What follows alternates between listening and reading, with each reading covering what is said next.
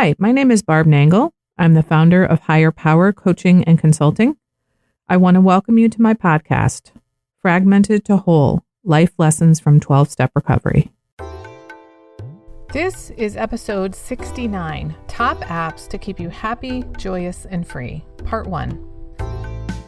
I got the idea to do this podcast because I was in a Toastmasters meeting and somebody gave a tip of the week profiling the top 10 apps that he uses to optimize his personal, family, and business life. And I found it extremely helpful because he talked about some apps that I wasn't really familiar with. So I thought it would be a good idea to share here about some of the apps I use to stay happy, joyous, and free. My assumption is that you have and use a smartphone. If you don't, you still might want to listen because some of the things I say about how I use the apps might be helpful to you in managing your life, whether you use the app to do it or not. And also some of these things are available on a desktop computer or a laptop computer. One of the things I hear kind of regularly from others is about how organized I am, and they wonder how I do it. And often it's because of a lot of the apps that I use. One of the symptoms that all people in recovery have, regardless of why they're in recovery, is that our lives became unmanageable in some way. So my hope is that in sharing with you these top apps I use to keep my life manageable, as well as how I use them, will be helpful to you in managing your life so that you can be happy, joyous, and free. In pulling all this together, it's taken longer than I expected it would. So rather than dragging this out into a lengthy episode, I'm going to break it into 2 separate episodes. So be on the lookout for part 2 next week. The apps I'm going to list today are not in any particular order. I'm going to list them one by one and describe how I use them as I go along. Then at the end, I'll list them all in a row in case you want to make note of any of them and didn't catch what it was while I was talking about it. So here goes. App number 1, Calendar. I have an Android, so I use Google Calendar. And as you may know from listening to this podcast, I use time as one of my most important boundaries, which is one of the greatest benefits of recovery and also one of the most important tools of recovery is having boundaries. So my calendar is extremely important to me in having a manageable life. I used to give my time away to others, and if there was any left, I'd use that for me. And guess what? There was never any time left for me. I use my calendar to schedule the most important things in my life first. As Stephen Covey would say, you put the big rocks in the bucket first. Then the gravel goes in and you let the sand settle around all the big things. You let the little things of life fit around the important things in your life. For me, the big rocks or the important things that I put in my bucket first include 12-step meetings and service, time with my sweetheart, and work. Because I work for myself, I have a variety of projects going on at any particular time, so I have to make sure that I plug time in every week or maybe even daily for each of these projects. Those things are already in my calendar, and then anything else I want to do gets scheduled around those things. I like using Google Calendar because I can access it on my phone, on my laptop, or anywhere there's internet access. I am very unlikely to answer the phone when somebody calls because I leave the ringer off most of the time, which, by the way, is a boundary for me so that I'm in charge of my time and other people aren't. And that means I need to schedule phone calls with people ahead of time so I can make sure that I get them in. And because I know the important things are already in my calendar, I can easily look at the calendar and let the person know these are the times I'm available. Let's schedule a call. When it comes to my sponsees, we have regularly scheduled weekly calls to do our step work. But if something comes up for them and they need to reach out to me in the moment, they text me and say, can you talk? And I can almost always find to fit that into my schedule really quickly. And I can do that because I'm in charge of my calendar. App number 2 is my clock app, which on my phone includes a timer, an alarm, and of course the regular clock time. I use this daily. I have a series of alarms set up, including one that goes off twice a day to make sure that I take my medication when I'm supposed to. I have weekly alarms to remind me 5 minutes before my sponsee and sponsor calls so I don't miss them or forget about them. And during quarantine, I'm not going out and meeting people for coffee, but when I did before and when I will do that again, I usually set aside a certain amount of time, often an hour. And then when I get there, I set a timer for 55 minutes to give myself a 5-minute warning. Usually I let the other person know that I'm going to do that. This enables me to stick to my schedule, which I'm now in charge of, unlike before recovery. The other thing it does is allow me to be 100% present with the person. I'm not thinking about my watch or the clock. I'm not looking at it because I know I can 100% pay attention because I have a timer that's going to go off, and that's really served me quite well.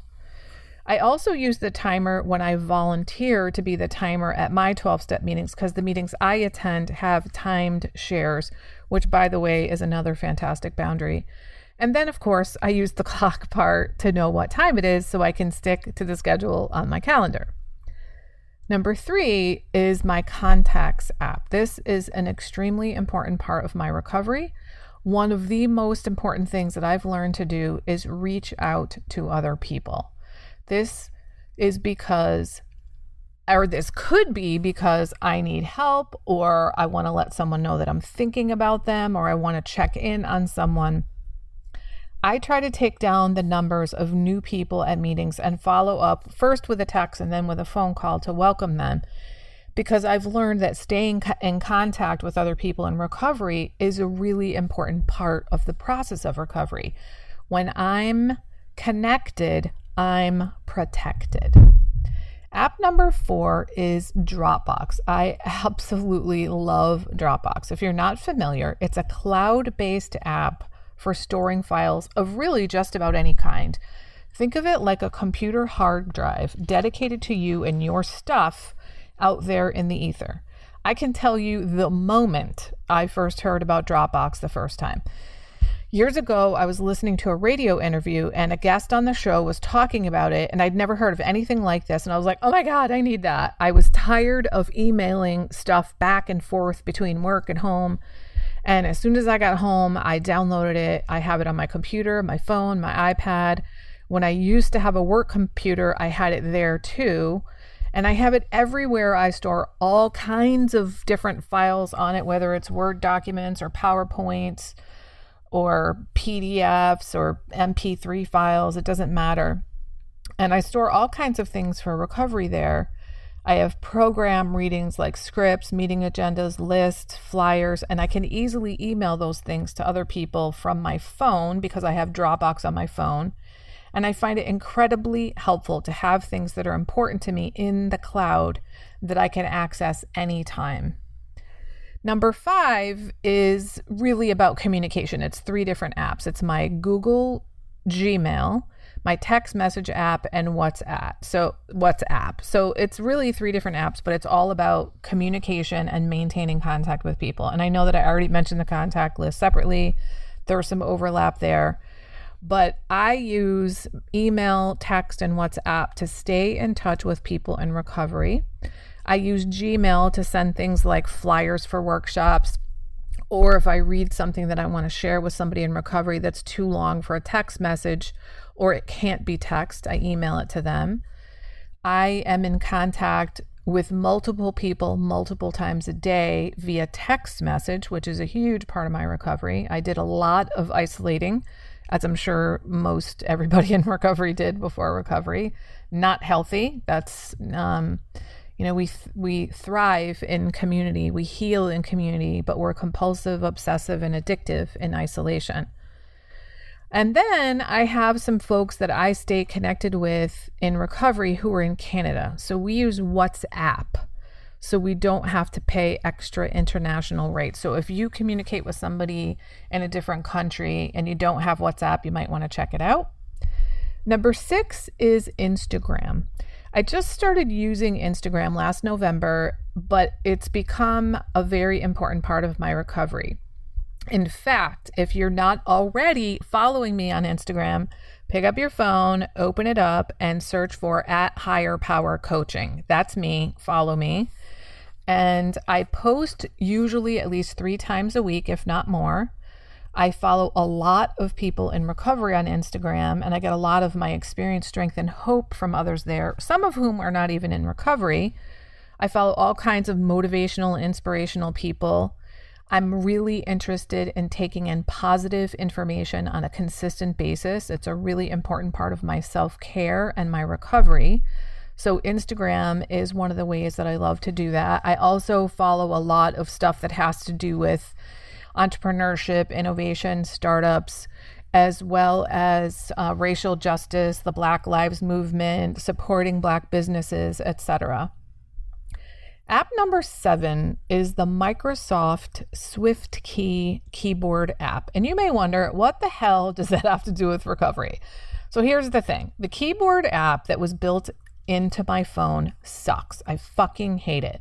So instead of complaining about it and being annoyed by it all the time, I downloaded another keyboard app. I tested out a couple of different ones and I installed the one I liked best, because I don't need to be annoyed multiple times a day by a suboptimal keyboard app. Before recovery, I probably would have kept that keyboard. Probably wouldn't even occurred to me that I could get a new keyboard app.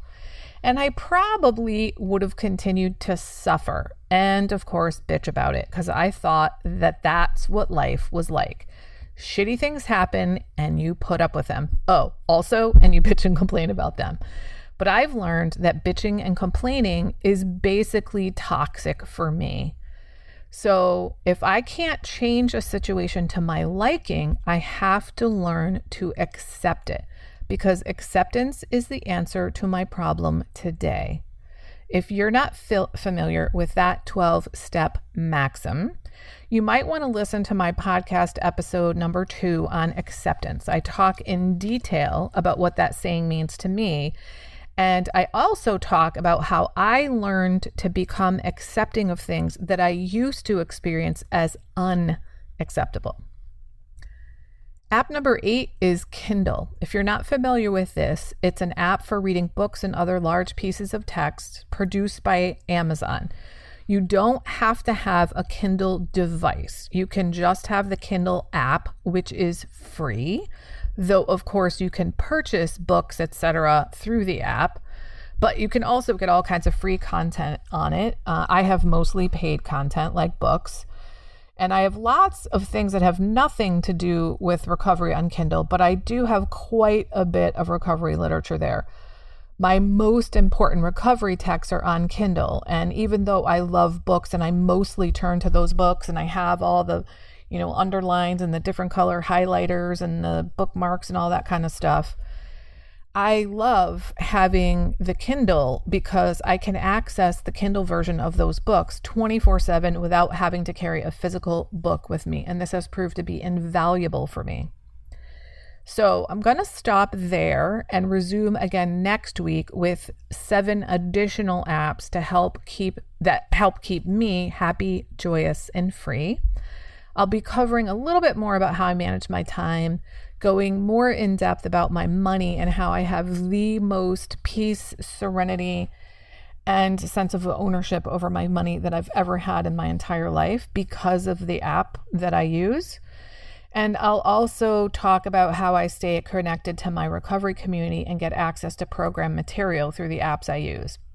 Now, as a reminder, the apps I talked about today are 1, Google Calendar, 2, Clock app with timer and alarms, 3, Contacts, 4, Dropbox, 5, Gmail, text messages, and WhatsApp as my communication apps, 6, Instagram, 7, Microsoft SwiftKey keyboard app, and 8, the Kindle app. So be sure to come back again next week to hear about 7 additional apps that I use to keep my life manageable. May you be happy, joyous, and free. That's it for today. If you like what you've heard here, then you just might be interested in private coaching with me. If that sounds like you, head on over to my website, which is higherpowercoachingandconsulting.com, and click on the contact menu. I'd be happy to schedule a consultation with you to help you make lasting changes in your life, like I've made deep, lasting changes in my life. My ideal client is someone who is ripe for change, but I'll coach anyone who wants to be happy, joyous, and free. So if that's you, shoot me an email. I'd love to hear from you. Thanks for listening. Be sure to like and subscribe so you can be sure to get future episodes of my podcast. Thanks again.